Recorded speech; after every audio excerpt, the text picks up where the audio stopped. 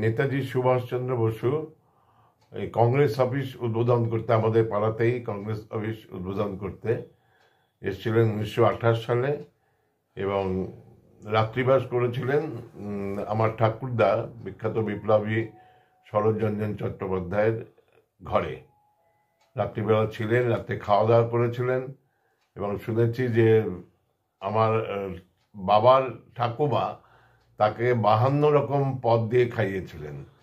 তাতে তিনি ভীষণ প্লিজড হয়েছিলেন, এবং পরের দিন আবার নাকি দেশি হাঁসের ডালনা খেতে চেয়েছিলেন। সেটা খেয়ে উনি হিলি অভিমুখে রওনা দিয়েছিলেন। তা আমি সেই শরৎরঞ্জনের নাতি হিসাবে এইসব তথ্য জোগাড় করেছি, এবং তিনি এখানে এক রাত বাস করে চলে গিয়েছিলেন। আপনার নাম? আমার নাম Sushobhan Chatterjee, advocate. I happen to be the grandson of late Saratranjan Chatterjee. Netaji Subhas Chandra Bose ভারতবর্ষের স্বাধীনতা সংগ্রামীদের মধ্যে এক উৎকৃষ্ট সন্তান। তিনি প্রথমে এসেছিলেন হিলিতে, সেটা 1928 সালের 26শে মে। তারপর সেখান থেকে তিনি বালুরঘাটে এসেছিলেন।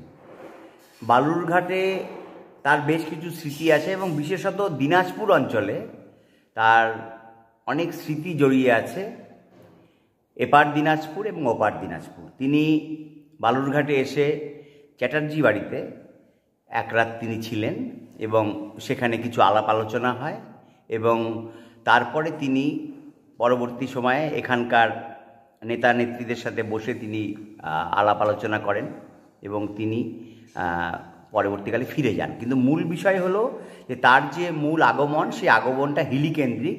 কারণ তিনি হিলিতে এসেছিলেন, প্রতাপচন্দ্র মজুমদার সে সময় ছিলেন, তিনি তাকে স্বাগত জানান। তিনি হিলির কুমুদনাথ রায় সাহেব যে, তাদের সাথে একটা যোগসূত্র ছিল, এবং নেতাজি সুভাষচন্দ্রের যে গুপ্ত সমিতি বেঙ্গল ভলেন্টিয়ার্স, এই বেঙ্গল ভলেন্টিয়ার্সের শাখা দিনাজপুরে ছিল। অনেকে বলেন যে তরুণ সংঘ যেটি নাম, সেই তরুণ সংঘের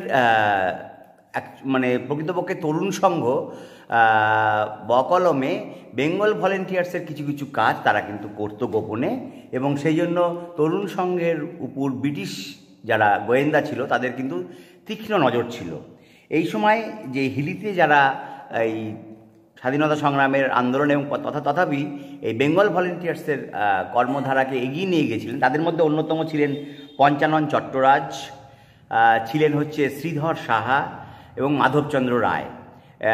আর এছাড়া যে বেঙ্গল ভলেন্টিয়ার্সের যে দিনাজপুর অঞ্চলের যে তার যে কর্মকেন্দ্র, সেখানে তারা যারা নিয়ে গেছিলেন এগিয়ে, তাদের মধ্যে অন্যতম ছিলেন হৃষিকেশ তরফদার, নির্মাল্য সেন, নরেন ঘোষ এবং লোকেন রায়।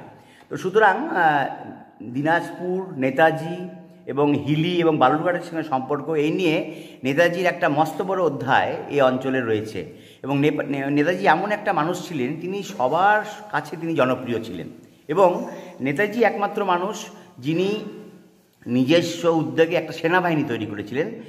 ভারত কেন, পৃথিবীর ইতিহাসেও এটা বিরল থেকে বিরলতম ঘটনা, তার সেই আজাদ হিন্দ বাহিনীর ঘটনা। এবং নেতাজি সুভাষচন্দ্র বোস সেই সময় দিনাজপুর থেকে শুরু করে সমগ্র ভারতবর্ষে তার যে চিন্তাধারা, ব্রিটিশ বিরোধী তার যে সংগ্রাম, সেই সংগ্রামের ধারা কিন্তু তিনি ছড়িয়ে দিয়েছিলেন। তো তিনি বালুরঘাটে বেশি থাকতে পারেননি, একটি রাতে তিনি ছিলেন, এবং তারই মধ্যে তিনি স্বাধীনতা সংগ্রামীদের উৎসাহ দিয়েছেন, উদ্দীপনা দিয়েছেন, ব্রিটিশ বিরোধী আন্দোলনকে আরও সংঘবদ্ধ হতে তিনি সাহায্য করেছেন। এবং তারপর তিনি দিনাজপুরে চলে যান, দিনাজপুরে তিনি ফিরে যান। এবং সেই সময় পরবর্তীকালে তিনি এসেছিলেন, সেটা একবার বন্যা, সেই বন্যা হয়েছিল দিনাজপুরে। সেই সময় তিনি রিলিফের কাজের জন্য তিনি এসেছিলেন, এবং সেখানে তিনি সভা করেছিলেন, এবং স্থানীয় যারা রিলিফ কর্মী তাদের সঙ্গে বসে এই বিষয়ে পর্যালোচনা করেছিলেন। আপনার নাম? সমিত ঘোষ। আপনি কি পদে আছেন? শিক্ষকতা।